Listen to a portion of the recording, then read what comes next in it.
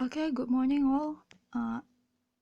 I want to review jurnal oleh Siti Azizah about language testing. What language teachers need to know. Okay, here, many reactions appear when the students fail in their tests.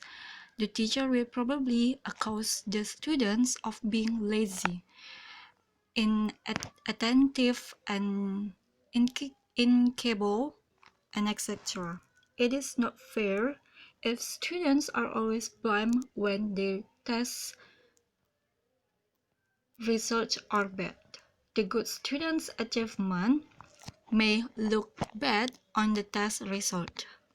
Okay, this topic discusses about the purpose, types, and characteristics of a good language test. It also figures out testing and language skills and areas. The first one is the purpose of language tests. The purpose of language tests, according to Harris, the first one is to measure language proficiency. The second one, to discover how successful students have been in achieving the objective of a course of study. And the third is to diagnose students' strengths and weaknesses, to identify what they know and what they don't know, to assess placement of students by identifying the stage or part of a teaching program most appropriate to their ability. Okay, we are going to next slide, type of language tests. According to Harris, there are only the three general types of language tests. The first type is aptitude test, serves to identify an individual's facility for acquiring specific skills and learning.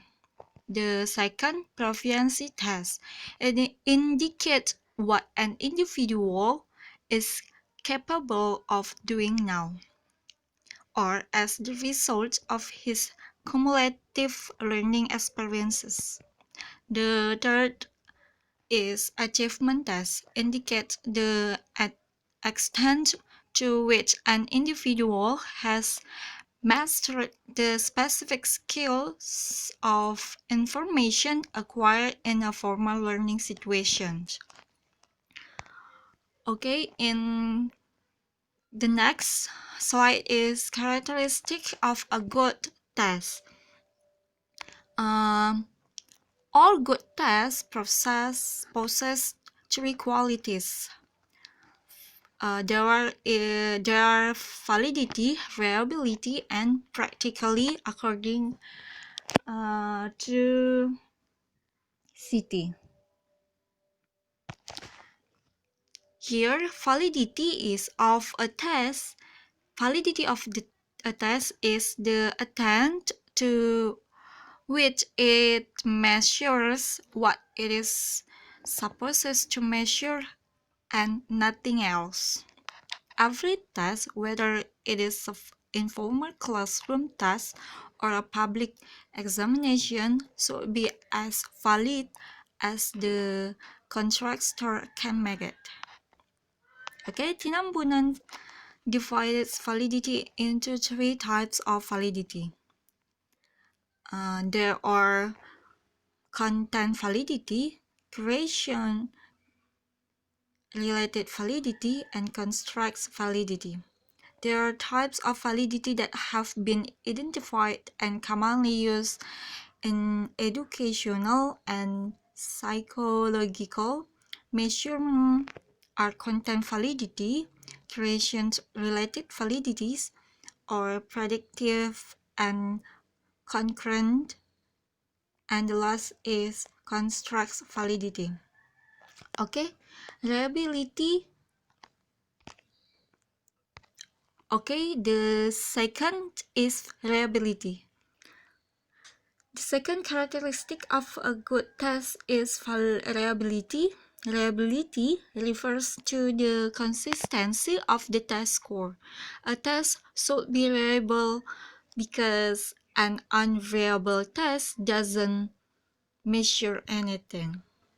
The level of consistency of a set of score can be estimated by using the method of internal analysis to compute a reliability coefficient. The reliability techniques get two scores on people in a group.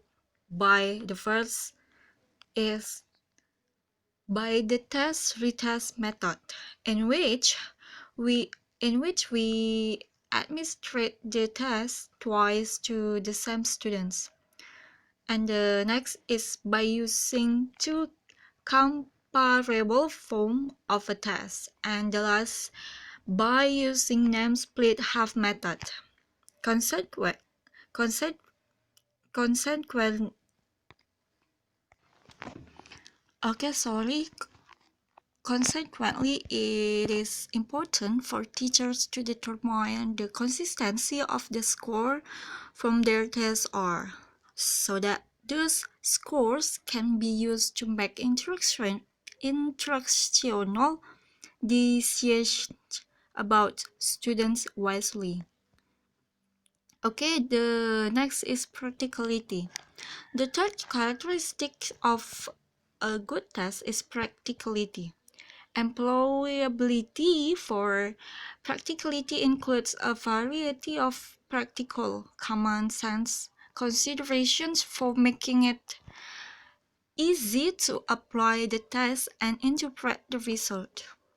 There are some factors about the administration and the test itself that must be carefully considered. The fallibility of enough times for the administration of the test should be fair because the reliability of the test is directly related to the task length. If the time allocated to do testing is very short, the results of the test tend to be unreliable. A safe procedure is to allow as much time as is necessary to obtain valid and reliable results.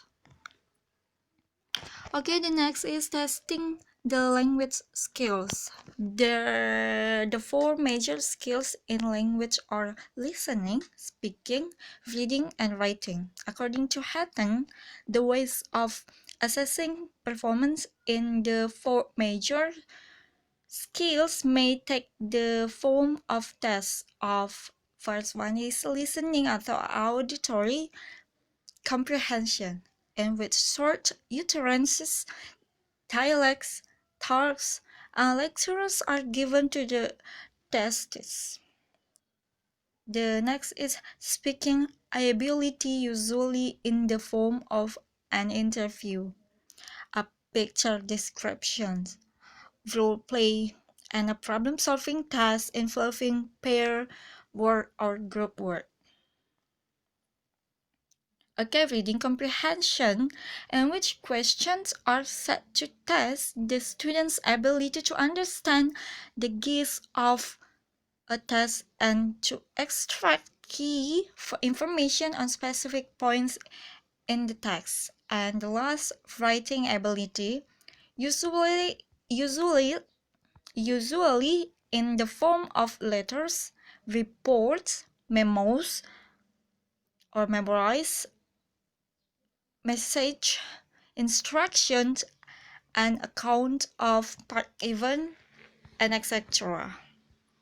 Okay, the last is testing language area. We discussed about the last testing language area is the last topic. In an attempt To isolate the language areas learned, a considerable number of tests include sectional is tests of grammar and used these tests measure students' ability to recognize appropriate grammatical form and to manipulate structures. Test of vocabulary. The second of testing language or vocabulary. Vocabulary are concerned with word meanings, word information, and collations. A test of vocabulary measures students' knowledge of the meaning of certain words, as well as the pattern and collection in which they occur. And the last test is test of phonology. Test items designed to test phonology mind attempt to assess the following sub-skills is ability to recognize and pronounce the significant sound constructs of a language, ability to recognize and use the stress patterns of a language, and the last, an ability to hear and produce melody. Okay, until here our explanation about my review about City Journal of City about language testing.